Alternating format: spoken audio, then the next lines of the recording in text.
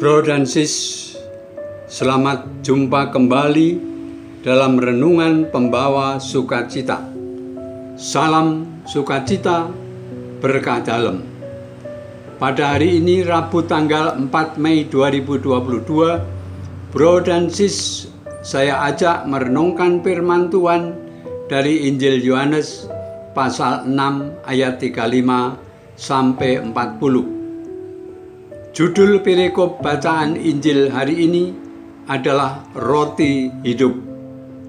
Renungan hari ini saya beri tema Kristus sumber energi kehidupan. Bro dan sis, bacaan Injil hari ini merupakan bagian dari Injil Yohanes pasal 6 ayat 1 sampai 71. Dari bab tersebut dapat kita bagi menjadi 1. Penggandaan roti, 2. Yesus berjalan di atas air, 3. Wejangan Yesus. Mukjizat penggandaan roti adalah satu-satunya mukjizat yang terdapat dalam keempat Injil, dalam Matius, Markus, Lukas, dan Yohanes.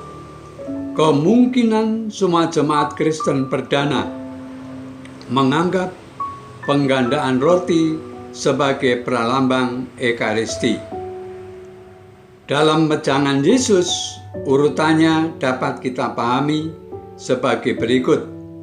Yang pertama, Yesus memberikan roti dari surga untuk dimakan. Kita dapat baca ayat 26 sampai 34.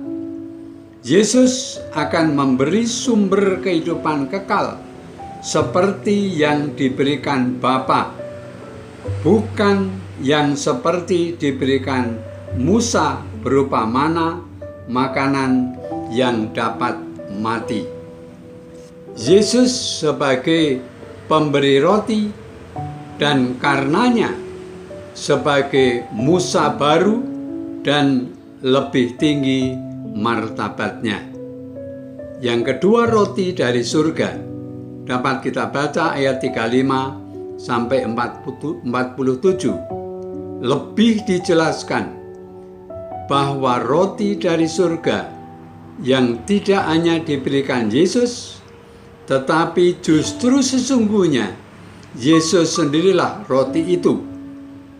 Dapat kita temukan ayat 35, 38, dan 41.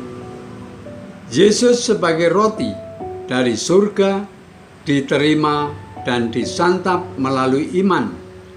Dapat kita temukan ayat 35, 36, dan 40. Artinya, santapan ini adalah santapan iman. Yesus adalah roti dari surga yang memberi makan kepada orang yang percaya. Bro dan sis, hidup kekal telah menjadi dambaan manusia sepanjang masa dan diperjuangkan mati-matian. Yesus pun dengan tegas dan tandas mengajarkan tentang kehidupan abadi sebagai nilai yang pantas kita cari dan pantas untuk diperolehnya. Yesus tidak hanya membangkitkan keinginan dalam hati kita, tetapi Yesus bahkan sekaligus menunjukkan sarananya, yakni Yesus sendiri, roti kehidupan yang turun dari surga. Dalam perjamuan terakhir, waktu mengangkat roti, Yesus mengangkat roti yang terberkati. Yesus bersabda, "Inilah tubuhku." Dan waktu mengangkat piala kudus, Yesus bersabda, "Inilah darahku." Yesus mengidentifikasikan diri dengan makanan. Yesus melihat bahwa makanan merupakan pralambang yang paling tepat dan jitu untuk mengungkapkan dirinya. Bro dan sis, sedikit kita pahami, nasi yang kita makan dan air yang kita minum luluh menjadi satu dengan tubuh kita, bahkan menjadi daya hidup atau energi dan daya pertumbuhan untuk tubuh kita. Setiap kita menyambut Ekaristi atau komuni, Yesus sendiri luluh berpadu dalam diri pribadi kita. Yesus merasuk ke dalam seluruh pribadi kita. Karena Yesus yang bangkit itu abadi dan lestari, maka daya Ekaristi pun abadi dan lestari, sehingga kita yang makan tubuh dan darahnya akan hidup lestari. Kita akan hidup selama-lamanya. Ekaristi sebagai sumber daya kehidupan kita yang kekal. Brother dan sis, sebagai bahan refleksi, masihkah kita meragukan Ekaristi sebagai sumber kekuatan kehidupan kita? Bagaimana pemahaman kita selama ini? Ikut perayaan Ekaristi sebagai kewajiban atau kebutuhan hidup kita sebagai orang Katolik? Brother dan sis, saya akan sedikit menceritakan pengalaman iman saya.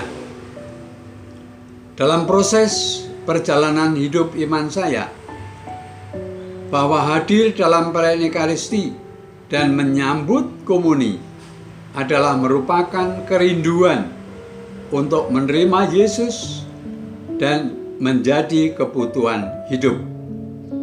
Dalam setiap menerima Ekaristi Kudus, sungguh ada daya kekuatan untuk menghadapi kehidupan, terutama saat dirundung masalah. Kristus menjadi sumber energi dalam kehidupan saya. Marilah berdoa. Dalam nama Bapa dan Putra dan Roh Kudus. Amin. Tuhan Yesus Kristus, tambahkanlah iman kami. Biarlah kami anak-anak-Mu selalu dapat tinggal di dalam dan bersama Engkau, terlebih dalam kami menerima sakramen Maha Kudus. Amin. Dalam nama Bapa dan Putra dan Roh Kudus. Amin. Salam sukacita. Tuhan Yesus menguatkan kita dan Tuhan Yesus memberkati. Amin.